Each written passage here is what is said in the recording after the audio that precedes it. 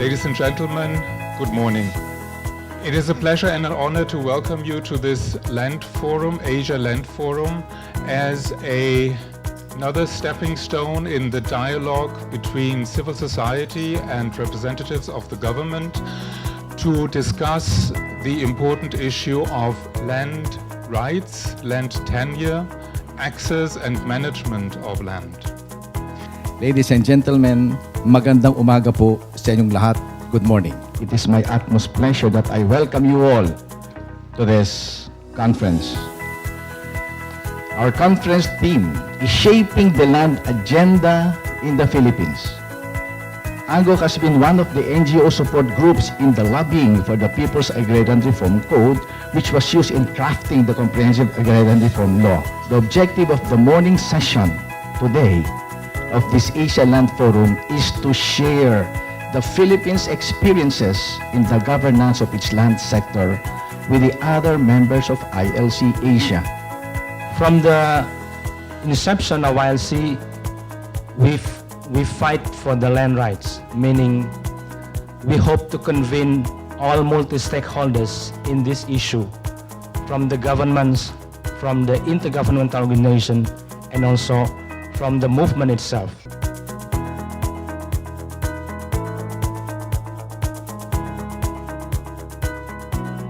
So what they are actually explaining to us is that they have actually the powers and function to pursue issuance of NOCs.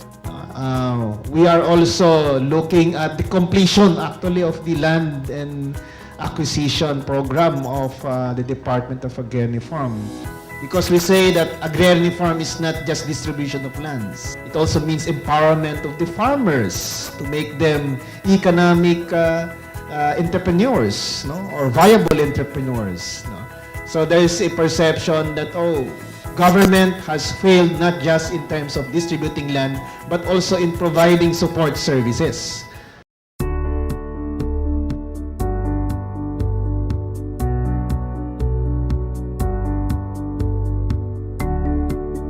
Very brief background, this was originally filed by no less than Representative Ted Bagilat.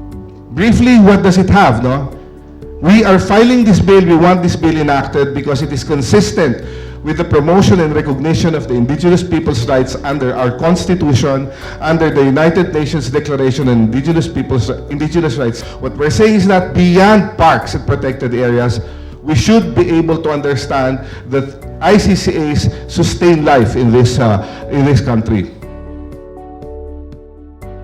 On the part of the Department of Agriculture, we can now begin to initiate the consultative process on this bill so that we can have solid support. I personally would push for this bill primarily because I saw that in my going around the country pursuing birds, particularly endemic birds, that the only substantial areas where we have a lot of conservation and where we have retained a lot of the watersheds that are important for agriculture are those that are within the coverage of our indigenous peoples.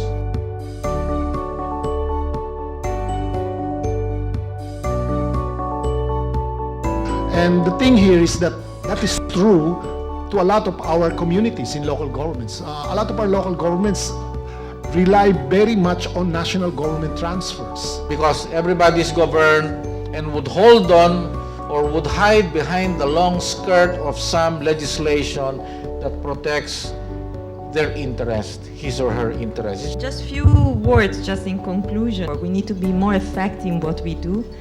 We need to be more united in what we do. We need to communicate better what we do and why what we do is important, because we have more to do in the forthcoming months and years. Thank you very much to all of you.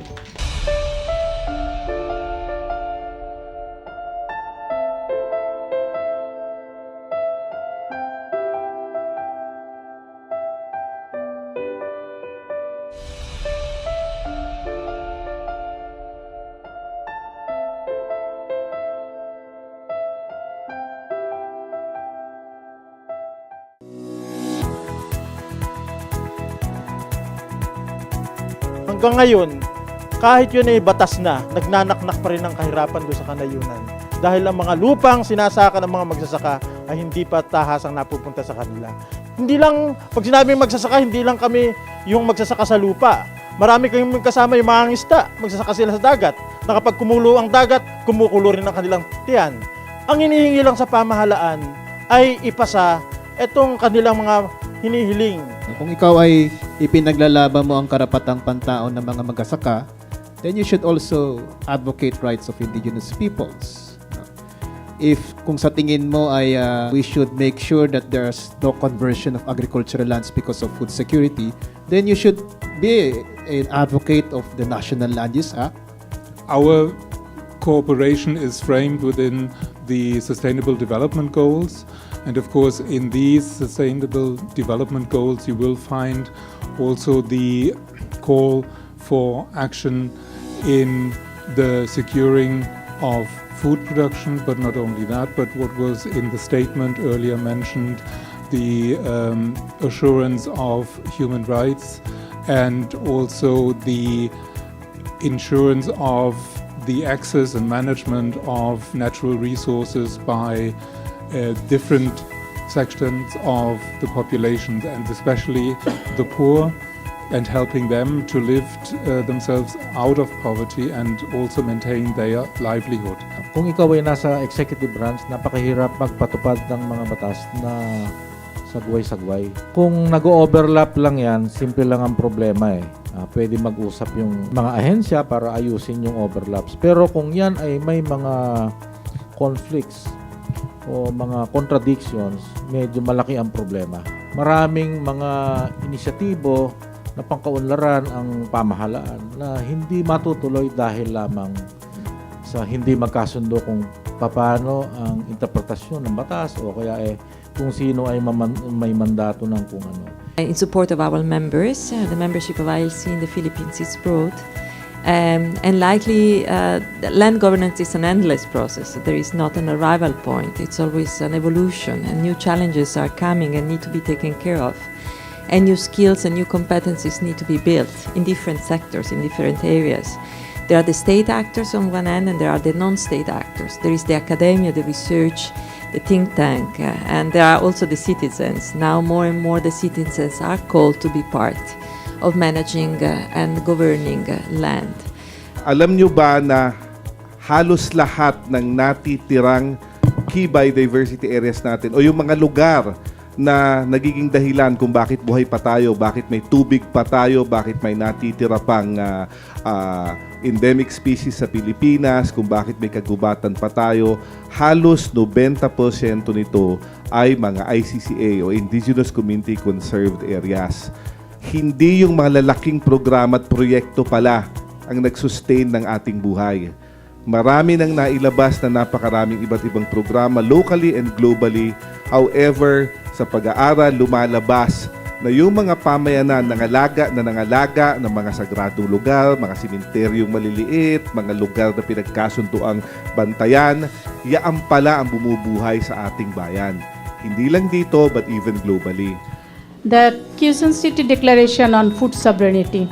We, the 52 representative of grassroots organizations, people's movements, and CSOs from Bangladesh, Cambodia, India, Indonesia, Kazakhstan, Kyrgyz Republic, Mongolia, Nepal, Pakistan, Philippines, and Thailand, gathered in the Quezon City, Philippines on 5th September 2016.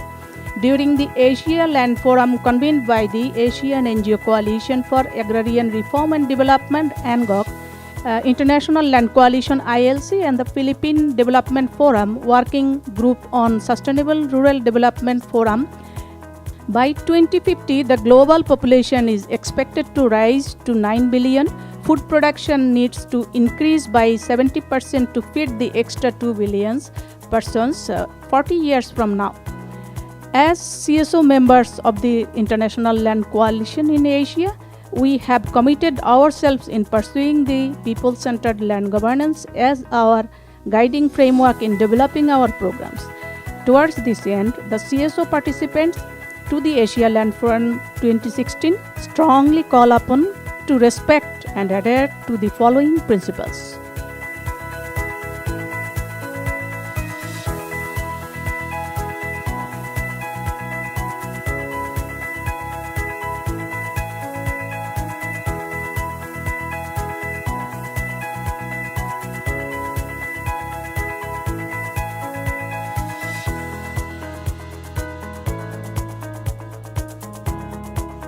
This will be signed by CSOs from 11 Asian countries present here. Thank you very much.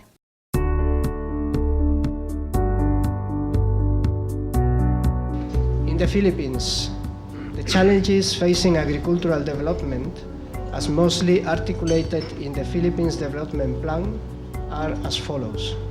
And the last point, no state directly, but multinational companies started to colonize the land, food and agriculture.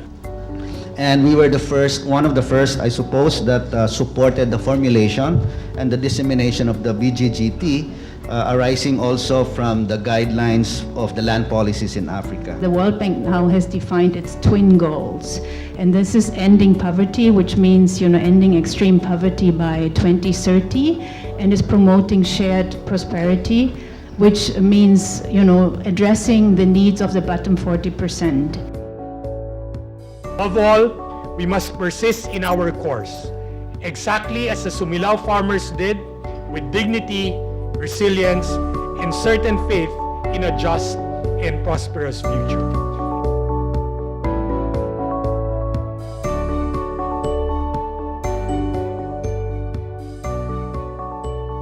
We know that Cambodia is a remarkable country for economic growth because tourism, because infrastructure, and also because the agriculture. The contribution of agriculture in Nepal to GDP is 31.2. It is declining. Rapid urbanization and deforestation have resulted in food insecurity because of lack of land use plan.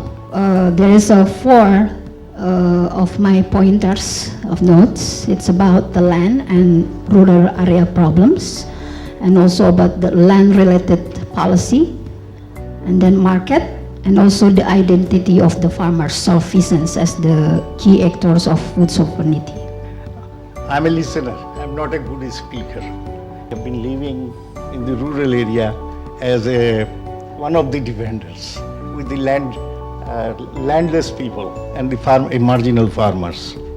Just to say, I think from the whole day discussion, so there is no disagreement that this art is to produce 70% more within the 40 years to feed 2 billion extra people.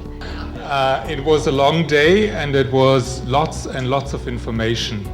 And unlike you, I have to confess something. I am pretty new to that discussion. The realization that food sovereignty is actually much more a concept that I would like to subscribe to, also in connection with my other work, meaning working in peace and security. Because what it is in the title as well is that you need the defending part of local communities. And now the question is, defending against whom? I'm so happy to share, hearing first some of the confessions. So I want to confess from myself also on behalf of Indian participants. I'm feeling at times jealous because Philippines, how open they are. We have seen ADB, World Bank, GTA, government officials sharing their information with us, and whatever questions, it may be nonsense, it may be useful questions, but they answered it.